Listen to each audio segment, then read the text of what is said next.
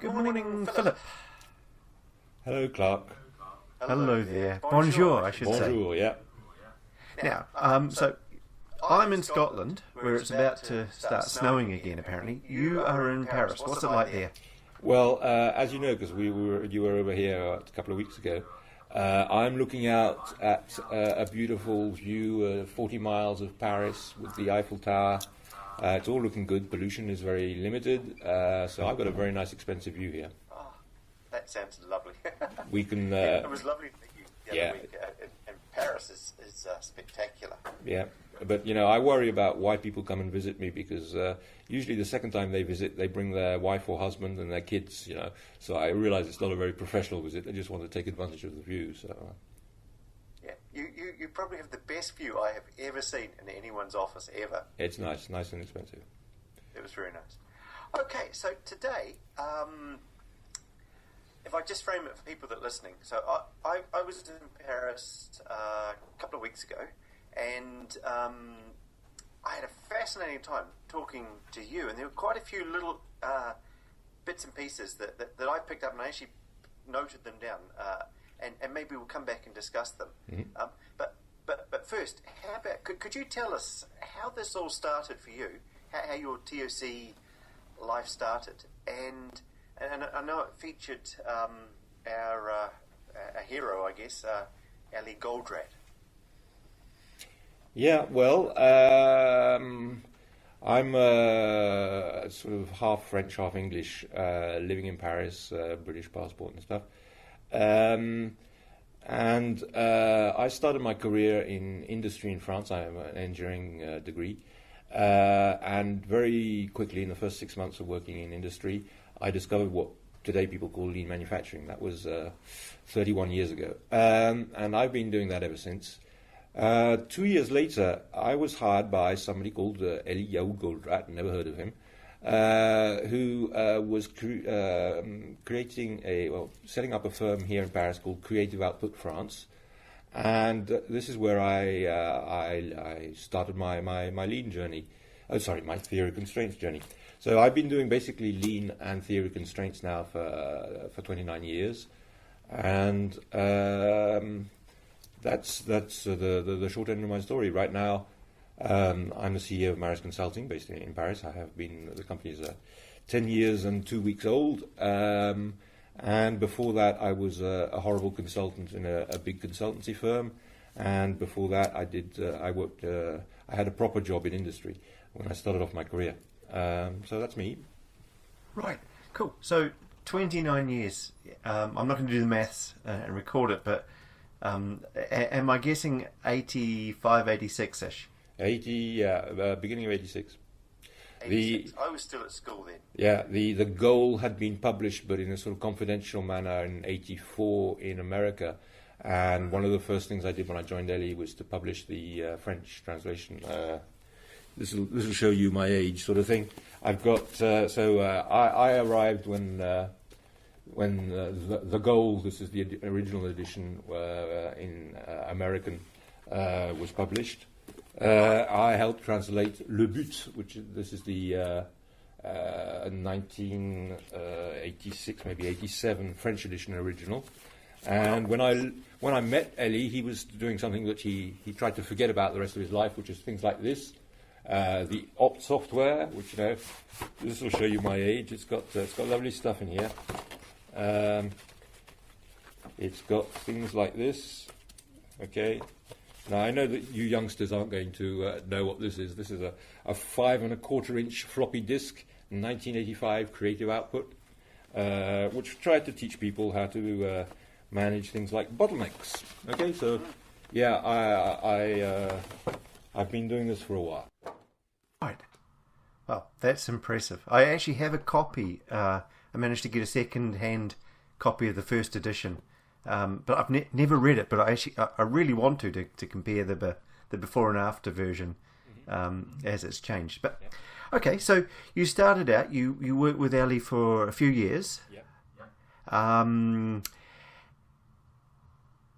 now you're a consultant working across France mostly.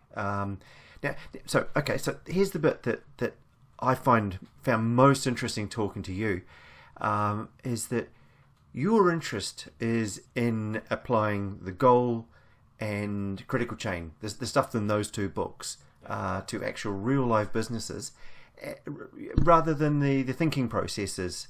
And you seem strongly bent to actually kind of like doing real stuff. Could you maybe tell us a bit about what you do and why you chose that? Well, there are many things to answer that question. One of them is that I have a deeply ingrained, maybe genetic passion for manufacturing, for factories, and designing and making things is just what I really enjoy in life. So I'm never far. Here I'm in my office, but where I really enjoy myself is when I'm working with clients in their factories, building things.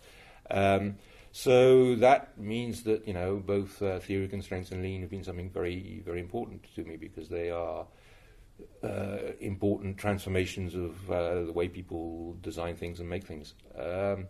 So I do a lot of that. I guess I'm talking about somewhere between 100 times and 200 times now. I stopped counting, implementing it in various sizes of companies. I'm a sort of very down-to-earth, practical guy, and I hesitate about talking about it or thinking about it too much, because I don't know, the theory of constraints is not being used enough throughout the world. It's very much a marginal thing. And I think people everywhere, everybody who knows some or most of the theory of constraints, should stop talking about it and do it. That's why, although we're doing this podcast now and talking about it, I spend most of my time doing it. And that's, to me, the most important thing, and it's also where I learn the most. And as far as I'm concerned, thinking processes, I've already said this publicly, is a double-edged sword, quite dangerous for the theory of constraints, because people spend all their time talking about it. It's not very easy for somebody coming in from the outside to understand what's going on, and it puts quite a lot of people off the theory of constraints. Okay, when there are these beautiful solutions, you've mentioned drum buffer rope in manufacturing and critical chain. There are other solutions with regards to supply chains, sales and marketing, financial decision making, throughput accounting and stuff. All that stuff for me is what I really use and think about, and it's not much of the thinking processes. To put it more violently, if thinking processes were so powerful, I think they would have solved the problem by now, and they haven't. But I don't refute the thinking process. I still think they will probably lead somewhere. But they're not as powerful as people claim they are today. And too many people in the theory of constraints community are spending all their time on that, not actually making any money with drum buffer rope or critical chain, and that's not good for the theory of constraints. But when I say I'm, sort of resistance to thinking processes, as you know, because you met him, I've got Christian Aumann here, who basically draws gold trees and critical success factors and conflict clouds all over the walls here. So it's not forbidden. It's not forbidden to use thinking processes. And I have a great relationship with Bill Detmer, and he will be coming here in the month of June to give a 6-day course on the logical thinking process. And I'm gonna follow that and try and learn. It's not because I tried being both a free thinker and open-minded, and it's not because I'm for the moment not convinced by the thinking processes that I won't try and learn more and try it and stuff. And I could give you several examples of just this year, the last 3 months, where I've seen good stuff coming out of thinking processes. But they're overrated. People should not spend too much time on that, and don't forget all the beautiful stuff that came out of the goal, the critical chain, and all that, because that still works. And it's I find in my world more impressive for a CEO when you tell them, okay, here you are, you just made $10 more million, rather than show him a gold tree and say, isn't that nice? And so They I like, they solve different problems, don't they? Yeah, and whenever because I do use them a bit, and around me people are using them, but I never start with that. I wait until they've made $1 million or $10 million dollars or euros, and then I say, by the way, it's a good idea to think clearly, and common sense is not so common, and all that stuff. So it's there, but it's never. I never start that way. No. Okay, so how about then if how about we get really concrete and roll back? I know sitting behind you is your logo. You pointed this out to me when I was in your office, and I think your mum painted that. Is that correct? Hi, Mum. Hi, Mum. That's the actual logo. Looks sort of like this. So it hasn't got the colours and stuff, and that's my mother's interpretation of it. And we've got these sorts of things all over the walls here in various sizes and colours. And I can't think of any problem in other terms than that, But for obviously all the theory constraints practitioners, it's fairly obvious what I'm talking about is the bottleneck in the middle somewhere that you have to find. The little guy in the middle. So could you roll it back right to you were telling me there's a story behind where that diagram came from. Yeah, it'll show you my age. I did that the first time in the Pyrenees in when I was 28 in 1986, 88. Sorry. And again, this will only be understandable by about a dozen people left in the world. It was basically Case Coil, the V-plant case study that people used in creative output to teach how to manage a V-plant, because I went through the training and stuff. And this was Case Coil. It was, it made sheets of metal and cut them and rolled them up and stuff. And they asked to do an analysis. I did an analysis. They had 5 machines, so I drew that on the wall and said, the problem is here. And, that's been with me for quite a few years now. And it's become the company logo. I put it on the cover of my book when it was published. And as I say, I think my colleagues get sort of sick and tired of me referring to these sorts of things all the time.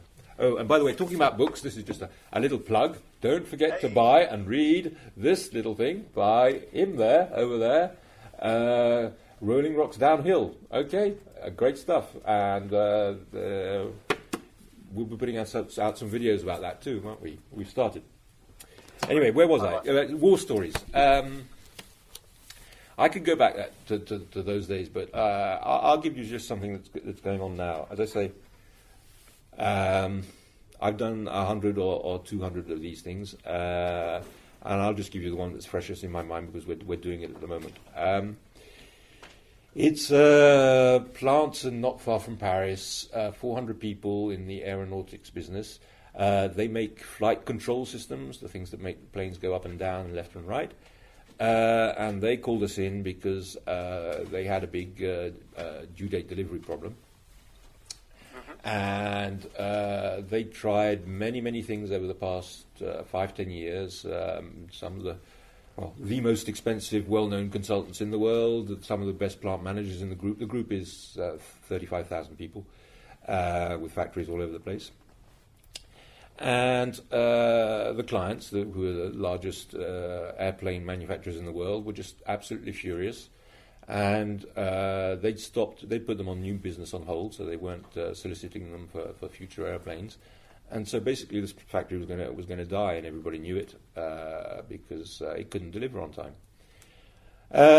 So they asked me in, and they presented their factory, and they brought me into a meeting room and put up lots of slides with data from SAP showing, this is the workload on these 12 bottlenecks. They already used the word. We have these goulots, 12 of them.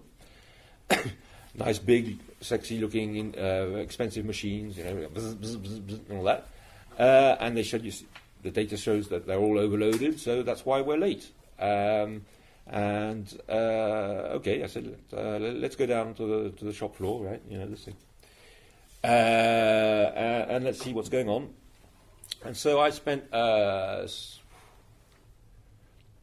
maybe 3 hours down there before it was fairly obvious what happened. In fact, to be frank, this time one of my colleagues, Selim Benluca, who's been working with me for 8 years now, he found it first. I would have found it maybe in the next 15 minutes, but anyway, he found it first. How do you find a bottleneck in these sorts of plants? Well, it's horribly simple, really, and I'm sort of surprised how many people have problems. You have to accept there's a bottleneck, so it's there. You just have to find it, and what you do is look at where work has piled up, right? Where there's a huge pile of work waiting, and so it was staring us in the face. I mean, there was the factory had all the machines on one side, a corridor going down, the main corridor, which everybody walked up and down, and on the other side of the corridor, there was the quality control department. One couldn't see the quality control department because it was all hidden behind piles and piles and piles and piles of work. And so, they kept showing us these machines, these expensive machines. That's bottleneck number 1, bottleneck number 2, and bottleneck number 11, number 12. And we turned around and said, what's all this on the other side of the alley here? And they say, oh, that's waiting for quality control. I said, quality control? But that's not. You haven't talked about quality control. Anyway, we did a quick analysis, just counting the boxes and stuff, and then we looked at the data. They had 37% of their work in process was waiting to go through quality control. Quality control was the bottleneck. The reason that it wasn't noticed by anybody is that it wasn't in SAP data. There were no time per parts. It was considered an indirect operation. And so there were no capacity load calculations. So that was step 1, right, of the theory of constraints. Identify the bottleneck. There it is. And people ask me, how do people react when you do that? A lot of people sort of smile and say, well, yeah, I've been saying that for a long time. Yeah, okay, fair enough. Anyway, so we then exploited it. That was very simple. It was out of 400 people, there were 9 production quality control operators. So we helped them work better. We added a few people for a few days. We did sort of normal work to improve their efficiency. And as a result, within 2 weeks, the factory was producing 45% more. Everybody was very surprised because, as I say, this was a 10-year-old problem, and they tried all sorts of solutions, and they hadn't worked. And suddenly, within 2 weeks, it was more or less instantaneous. They were producing 45% more parts. Everything else in the factory followed, even those so-called overloaded, fancy-looking bottlenecks. And that caught up the backlog. We implemented drum buffer rope. And the due date performance shot up to already sort of average industry standards right now as I speak. And we're working right now to get up to over 95% due date performance. And normally the 2016 target will be 99.5% performance. And that's just, our daily work. Very fast, very impressive results. On the one side, talking in results in days, sometimes minutes, weeks anyway, and also a long-term view to build very, very durable, long-lasting results after we've gone. I think I mentioned it to you. One of the strange things about our work is I tell people right from the beginning, we will, there will be sparks in the first few weeks and impressive results, but after that, this is going to take 5 years. Okay. Yep. And so we're quite active with them for about 1 year or 2, depending on the size of the problem, the size of the firm. And then we do 3 years after sales service, where we come back and see them once or twice a year to make sure that it's still improving, they're still moving ahead, and so forth. So that's just one current story. And right now, just as I speak, where we've got four similar stories in Europe going on like that. Right. So can I? It was one thing. Sorry, I need to think how to say this. So, I read the goal in 1996 or 7, I think it was, and it was. This might sound stupid to other people, but it was only when I talked to you a couple of weeks ago that I realised that those 5 focusing steps are just a recipe. They're just a simple recipe that, if you know them, you pull out your back pocket and you just go through and you can just repeat them over and over and again in different situations without needing a huge amount of context, which almost makes it seem too easy. And so I'm thinking of a question here, right? Is it too easy? Why isn't everyone doing it if it's so easy? There are a number of. Takes a while to answer that question. There are a number of reasons. I'll start with the 2 main ones. The first is that we're talking in manufacturing. In manufacturing, the entire world has been mostly changed by Toyota Motor Corporation and the Toyota way, the Toyota system, just in time, lean, whatever you want to call it. And that has got a sort of 99% market share, and everybody does it or claims to do it. Since Toyota does not use the theory of constraints, people, in a very sectarian fashion, they say, no, I'm doing lean. I want to be like Toyota. I want to become number one, doing it the Toyota way. And as a result, other ideas, whatever they are, such as the theory of constraints, have an uphill battle to get management attention. Okay, I could talk about that a lot more. As to the other reason, well, you say that the 5 focusing steps are marvelous. I think they're wrong. I think the 5 focusing steps are wrong, and I'm saddened that they're still presented as the way of doing the theory of constraints. I don't agree at all. The first steps are okay: identify, exploit, subordinate, elevate. So you're getting more and more out of your bottleneck until step 5. There's a resource somewhere, there's something in the system that can't keep up, and that becomes the new constraint, and you're meant to go on to that second constraint and so forth. I'm okay with that. Probably the first year, the first iteration, because maybe we'll talk about it. Often people have the wrong bottleneck or a bad bottleneck in the factory, right? The example I just gave of quality control, that's a very bad bottleneck. But my view of the theory of constraints is that if you practice just the 5 focusing steps, you're being very short-sighted and iterative. You have no strategy. You're just bottleneck hunting, and I don't like that. That's not my way of doing theory of constraints. My idea is that Ellie quite rightly said all the systems are unbalanced, right? Or factories are unbalanced, the unbalanced plant and stuff. That goes back to the goal. That is obviously true, and what's interesting is it's more and more true. That's to say, the theory of constraints is more and more pertinent. But that doesn't mean that you have to just go around blindly going from one bottleneck to the next with your 5 focusing steps. What you can do is choose the best bottleneck, or the least worst bottleneck, if you prefer, and then surround it by excess capacity. Okay. So what I do is initially we just do the standard theory of constraints, but very quickly we start asking ourselves where should the bottleneck be in the system, and we organise the factory in that way, and that's very. My clients think that makes a lot more sense. It's a lot more stable. One of the things, you're changing the whole focus, the whole organization when you change a bottleneck or constraint from one place to another. You don't want to do that every 6 months. It takes a while to organize things around one particular constraint. So you need to keep that steady. So that's what we do normally. Sometimes quite quickly. Sometimes it takes a year. We end up with a chosen bottleneck surrounded by a chosen quantity of excess capacity in the non-bottlenecks. That's a short reason. Why don't people do it? I don't know. I do it. My clients do it, and it works. And it's quick. It's quick, yeah. It's quick. I think I mentioned it. The other story that my personal record is this one. That is the rotor of an alternator, car alternator.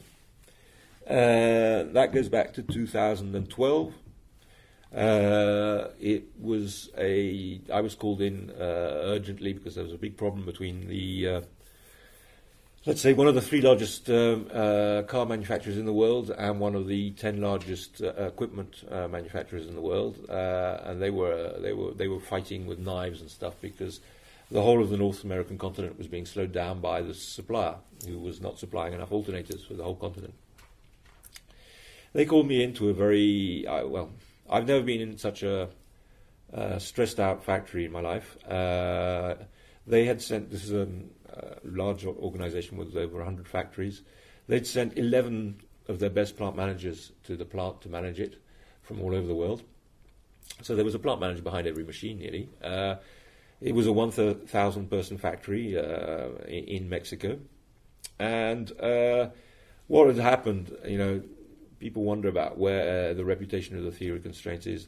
This original equipment tier 1 manufacturer is probably one of the leanest in the world, in 10 leanest in the world.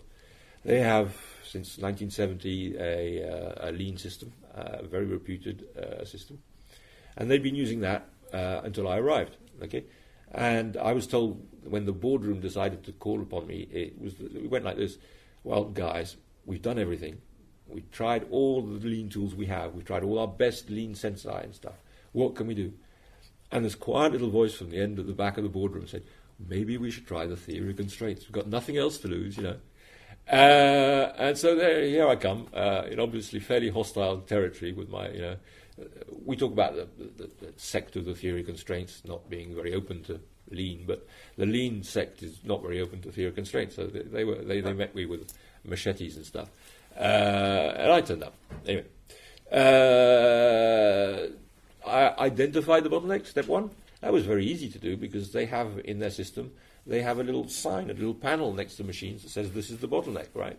Right. Okay. So they had a sign up, and I went over to have a look, and I checked it out because I'm suspicious sometimes people get it wrong, but it was the right bottleneck, right?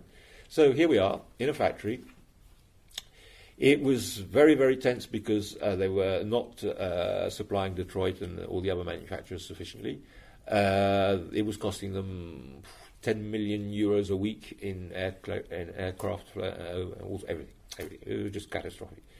And so here I was in front of the bottleneck, or rather there were 2 bottlenecks according to the 2 product families in the factory, 1,000 people. So I spent 3-4 hours watching the bottleneck, just sitting there watching it in a very sort of lean Gemba walk fashion, and then I waited until night time when most of the management went away to sleep, and I implemented the theory of constraints without telling anybody. What I did was put a buffer in front of the bottleneck, just a 3-minute buffer to start with, a 4-minute buffer, which were 12 of these parts. Because I noticed that the machine was stopping because it was there were problems upstream, and within 15 minutes the throughput had increased by 17%. Okay, can I play that back to you? Yeah. Did you sneak in? Yeah. Yep, you snuck in, and you popped a tiny little buffer of a dozen or so, so that the bottleneck didn't run out of work. That's right.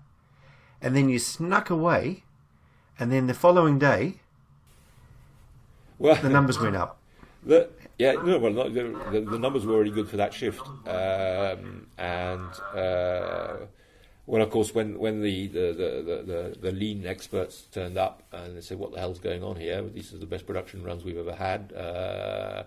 I explained what I'd done.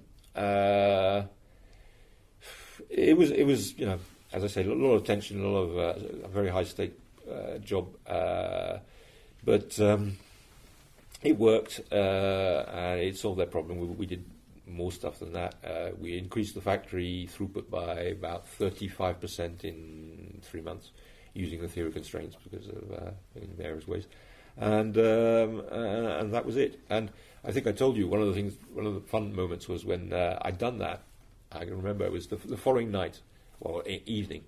And the production manager, the historical production manager, the guy who's actually from the plant, right? I remind you, there were 10 others that had been flown in from the world. But anyway, he calls me into his office and he said, "Shh," and he looks around, closes the door, and makes sure nobody's looking.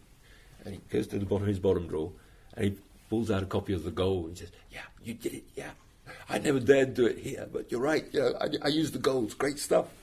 And he quickly put it away again, and off, and on we went. Anyway, that's one of the things about the fast results. Yeah, it really can be more or less instantaneous with the theory of constraints.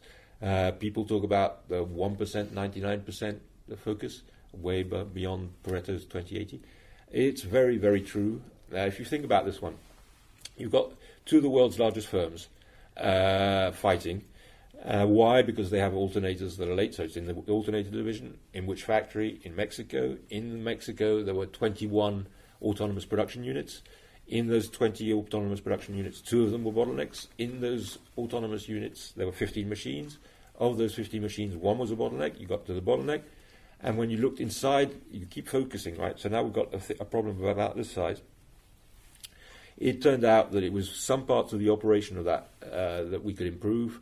And even when we improved sort of 0.5 seconds of machine time there, okay, they were making about sort of $1 million more a week. That's focus, and that's what the theory of constraints can always do, if you know where to look. And that's why obviously I'm passionate about the theory of constraints, because only the theory of constraints can really do that.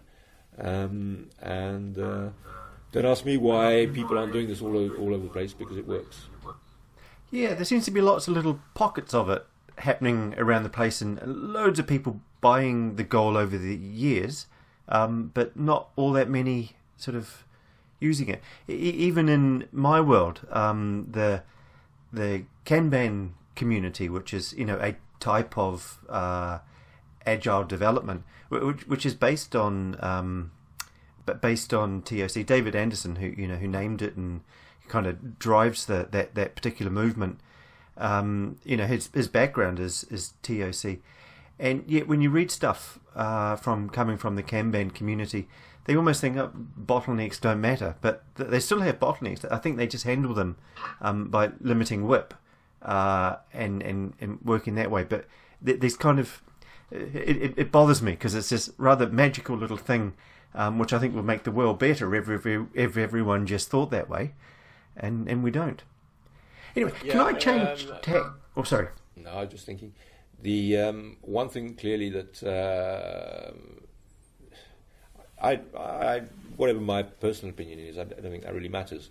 All my clients, all the people doing this stuff that I'm talking about, none of them like the term theory of constraints. Okay, none of them use the term theory of constraints. They call it constraint management. They call it something else, business excellence or whatever. Clearly, the word theory, with regards to the community I'm working with, trying to make money and so forth, is just can't accept that term, and that's okay with me. I don't mind what it's called, as long as we agree on what we're doing. And I know that I've just lost half my audience; they've just clicked off. But historically, Eli Goldratt was allowed to say what he called it, and I know very well why he called it the theory. And then there's something that's more in the domain of marketing, whether it's truthful, logical, or whatever, to call it something else. I think many of us know why Eli wanted to call it theory. It just doesn't sell that well. So anyway. And it's funny because actually you were part of the community then. Do you remember when it became the theory of constraints? Because it wasn't in the original goal, and it never made it into the second edition of it. I never knew the name until much later. I'm not the world's expert on this. I think it's when he sold out of creative output and created the Goldratt Institute and so forth. So we're now in 89, 90.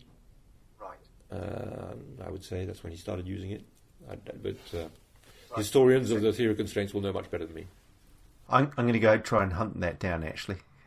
Because I imagine, I imagine as a good scientist, it was a good name, and yet as a marketer, it's not nearly as sexy as Six Sigma or Lean. No. I disagree. And I think people spend too much time worrying about the name.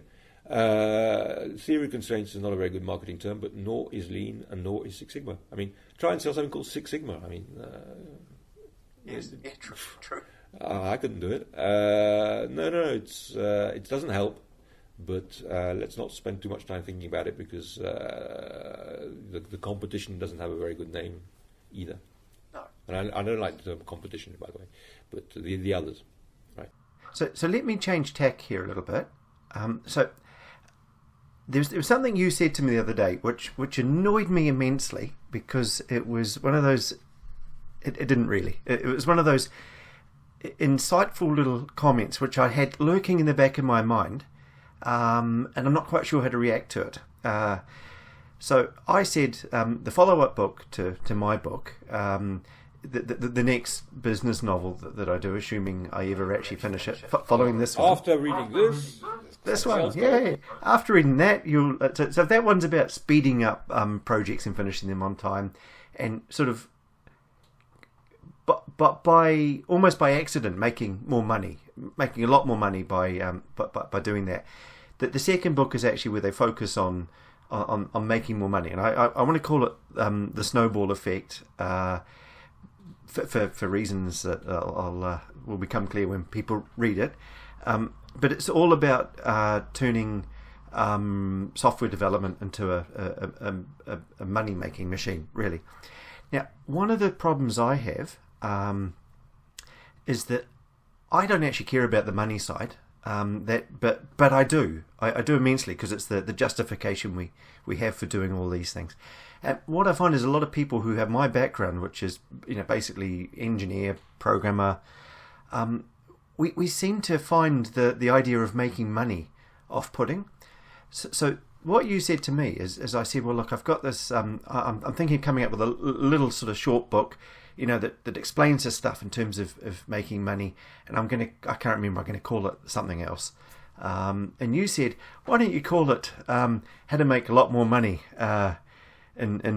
with software development, or something like that? And I go, that's exactly what I want to say, but I find that most of the people that I talk to actually find the whole idea offensive. So now I've just rambled on a bit.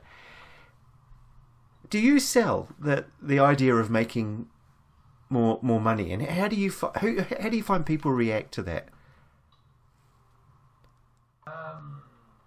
And what would you advise me to do?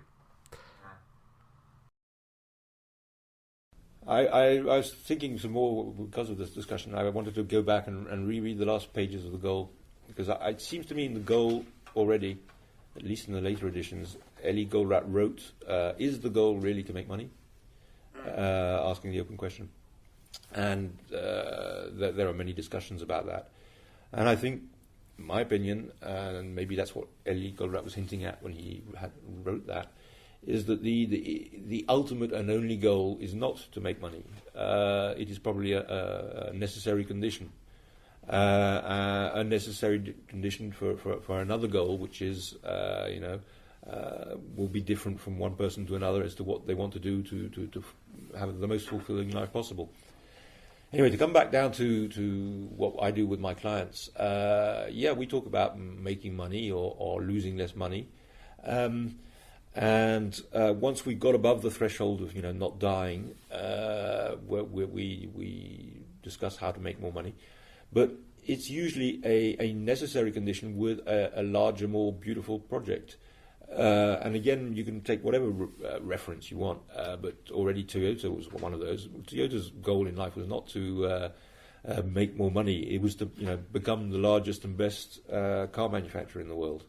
And a necessary condition to do that was to make money. And I think all the work I do with my clients is that for about sort of 2/3 of my work, the companies have a lot to improve, and they're not in good shape, and they're not therefore no longer thinking sort of 5 or 10 years ahead.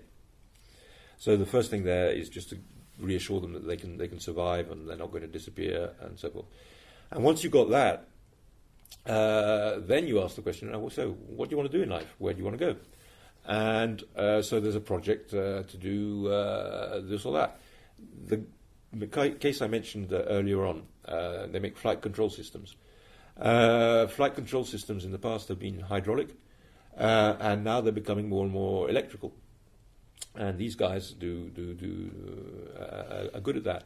And so, they just want to make sure that in the next 30, 40 years, they become the reference guys in terms of flight control systems electrically powered. And one of the necessary conditions is to make money, but they're at last spending the time to do their research and development and prepare the products of the future to go to the electric plane. Anyway, I don't know if I've answered the question, but yeah, no, that's actually been helpful. That has for me, because I know I did a talk a few years ago, and actually it was with the government. It was in Wellington in New Zealand, where I'm from, and I suggested my talk was how to use to make more money and so on, using agile and theory of constraints. And the guys there actually said to me, actually call it something different, because most of the people here, big proportion of them are actually government, or they're developers who don't actually care about making more money so long as they get a good, so long as they don't go broke. So I guess it's a sort of a marketing juggling act for me that I'm trying to figure out. But so thank you. Yeah. Now, can we change tack again? Do you mind talking about ambition? Did you no, it's very linked to what we just mentioned. I don't know. We do most of our business, nearly all our business in Europe, a lot in France and other European countries. We're not in particularly good shape down here right now, right? And it's not a crisis, as some people say. It's just a new world, right? Where we've got emerging nations and other countries in the world that are at last starting to become competitors. We have to face that. So there's a lot of problems, especially in industry where I work, or operations. And this has very much dampened the ambition of the average manager I meet. And often they're just in a sort of survival mode. I hope this will last until I retire, sort of thing, right? Their ambition is just survival. So that's why, in many ways, the theory of constraints in those first few minutes, hours, days, with its focusing power and the speed with which you can change results, is very useful to deal with ambition initially. Because basically, they've got into a world where they're hoping to make, sort of a 3%, 7% improvement in that, and a 3% and 7% thing in that, and quality in this, and so forth, which is not, for me, ambitious at all. So if you can show them that you can do sort of 30, 40, 50, 60% more real in their system, and then once they see that, you can discuss ambition with them once again. And say, okay, what should we do? Several people have picked up, and I like it. One of Ellie's remarks, even the sky is not the limit. And I think in the world I live in operations, that people don't realise the very wide spread between the best and the worst, right? People are all crying over here about the state of French industry, but in France, 250 kilometres that way is one of the most efficient car assembly plants in the world. It belongs to Toyota. It's in Oudin, and it's here in France. So, which just goes to show a French company with all the context could be one of the best in the world. There's proof here already, and so there are a number of these things that I go through with our clients to make their level of ambition much higher, and I guess that's something that's particular to me, and why I'm not maybe I'm not a consultant. I sometimes consider myself a resultant or whatever, doing resulting. The ambitions that I try and convince people they should have is always with regards to what I believe their potential is. And that's very, very high. And it's a lot higher, and nothing to do with what their initial ambition was. The case, again, to come to give you a one story in the background of these people who were making these flight control systems. They had very bad due date performance. Their target was to get to 75%. And I said, no, that's not a target at all.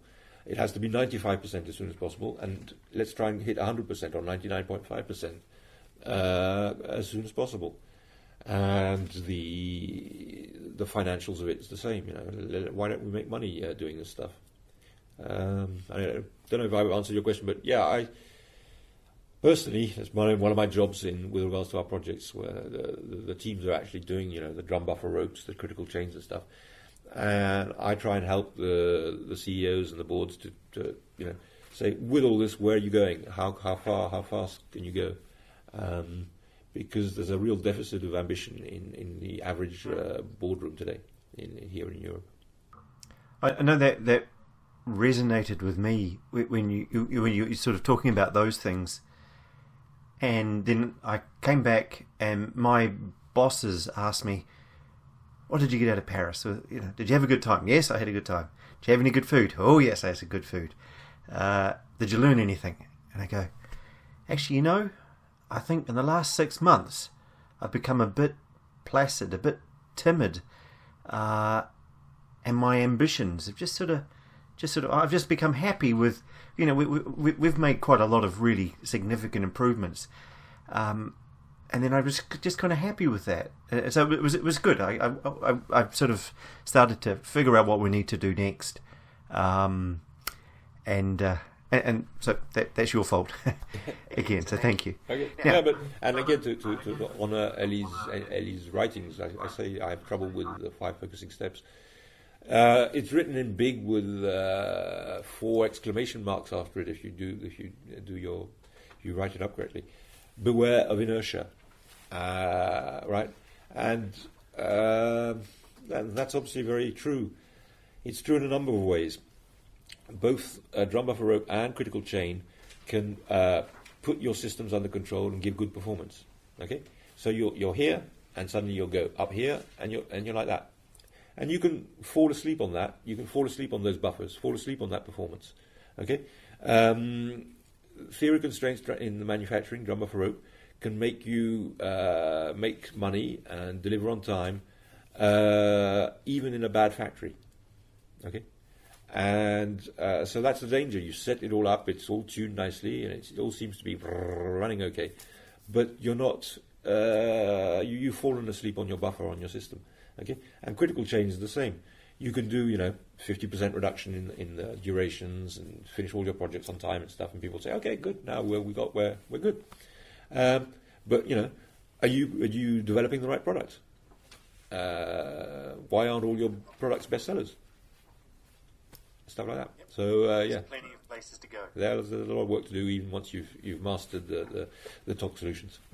I would like to be able to explain to ordinary people who don't work in factories and don't know the idea of coming up with a balanced line.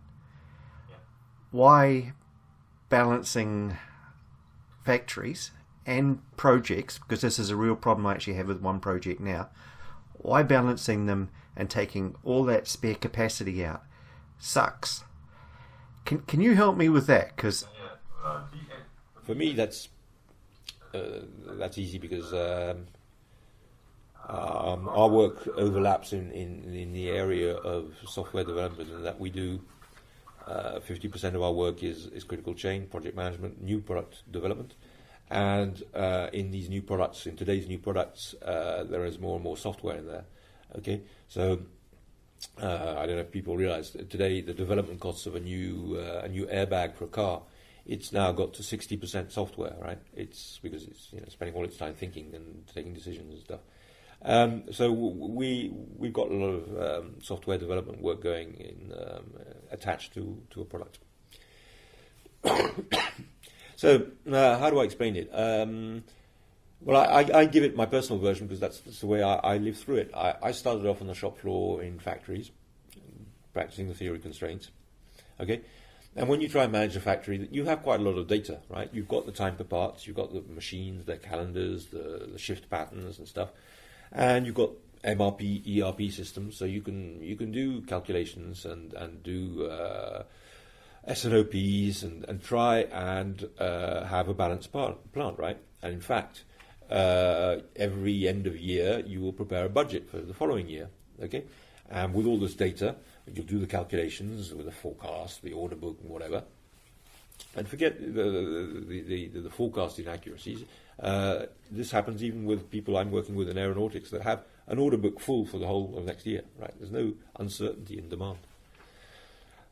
So they've got all that. They've got their lovely computer with nice with the mouse and multicolored screen and stuff. And they do their budget and they say, right, okay, that's it. We've done the budget. There are 16 people here because we worked out that 18 people would be too many and all that stuff. So we have balanced the plant. Okay, and off they go. Well, that is completely wrong, absolutely and completely wrong. And I've done it 100 times, and it's nobody's come close to a balanced plant. Okay, with these guys, one of the best factories in the world, or one of the 100 best factories in the world. Okay. There was 30% excess capacity in half the factory, okay? Because this is the rotor, it's the inside part that goes around, and there was a casing, a box that goes around it. The factory had two halves, the inside and the outside, and in the outside part, when we'd finished, we'd gone up 35% factory-wide. We hadn't had to add any capacity in that half of the factory. Anyway, so even when you have all the data, you have a very, very unbalanced plant, okay? And the reason is that all that data is wrong. So just don't believe that your budget means you have a balanced factory, a balanced set of operations. You just... Ellie Goldratt, once again, tell me how you're measured and I'll tell you how you behave. Since your target is to balance the plant, you will get the computer to lie for you and say, okay, boss, here we are. Everything's balanced. I'm ready for next year. Okay? And yeah, that's completely stupid. So that's when you have all the data. You go into the project world, where I started a bit later on, and you don't have any of that data. I mean, how long does it take to develop 200 lines of code? How long does it do to draw a new turbine for a new aircraft engine? How long does it take to do that and this and whatever? So all those times are wrong, okay?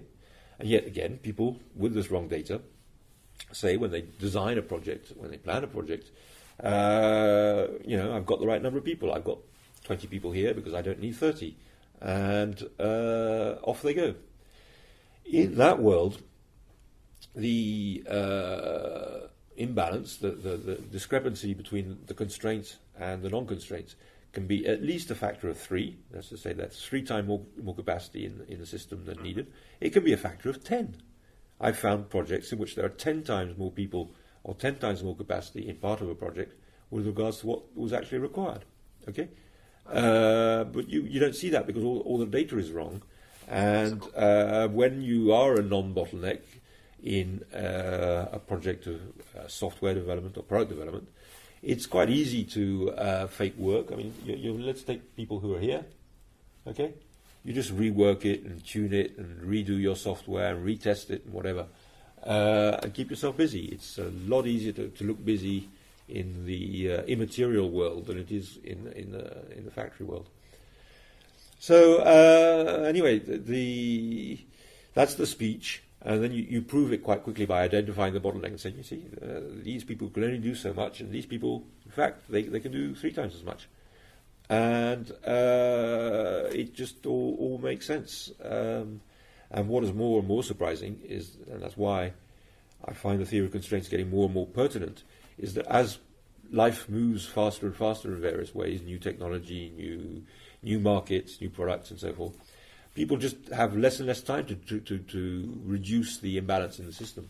And so the systems are more and more unbalanced. So the theory of constraints should be being used more and more and more. As the world just gets more and more chaotic and people don't have the time. So that's me and unbalances and imbalanced systems and constraints. I see them everywhere, and there are just more and more of them.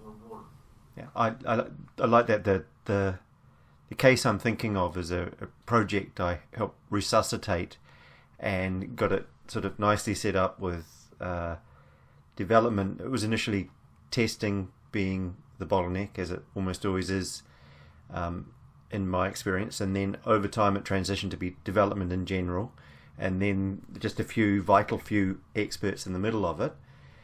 And we kind of had that set up and smoothing, and then smoothly running, and then just over time things changed, and it was kind of around the top. It was kind of like thin on the top, the people feeding in the work into the teams, and the number of managers, or the management capacity slowly got chipped away, slowly, until effectively it's become sort of like a poorly balanced line, and it just happened little bit over time.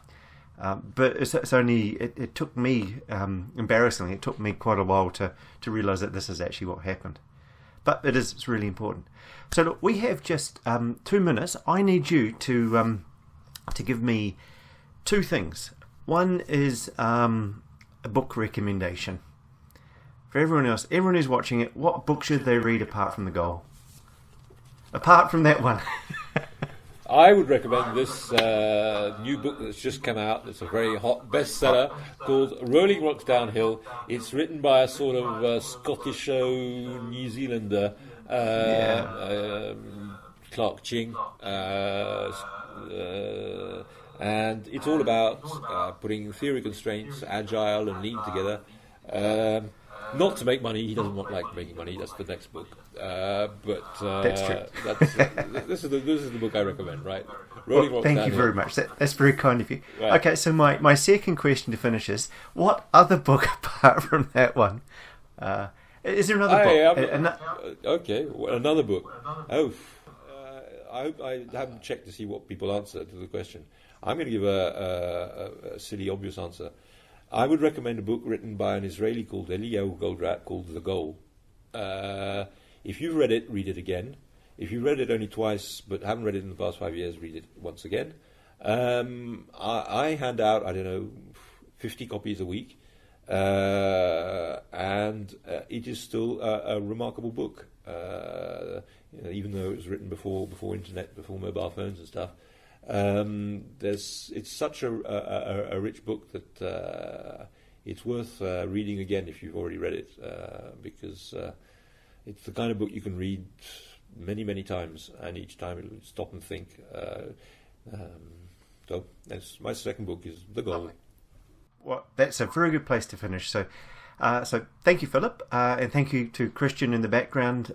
Best published, one of the best-selling authors in France, I believe. Yeah. And operating a camera. Yeah, he's I don't know. He's sitting there trying to look as if he's not listening. But yeah, he's written the 5 bestsellers here, and we're doing some book projects right now. So you'll hear some more. Very good. We're going to talk to Christian and I are going to talk at some stage in the future about some of the stuff that the thinking stuff. So that's coming up soon. So look, thank you very much. So I'll just wrap up. Thank you, Philip. Thank you, Christian. That has been outstanding, and can't wait till the next one. Okay.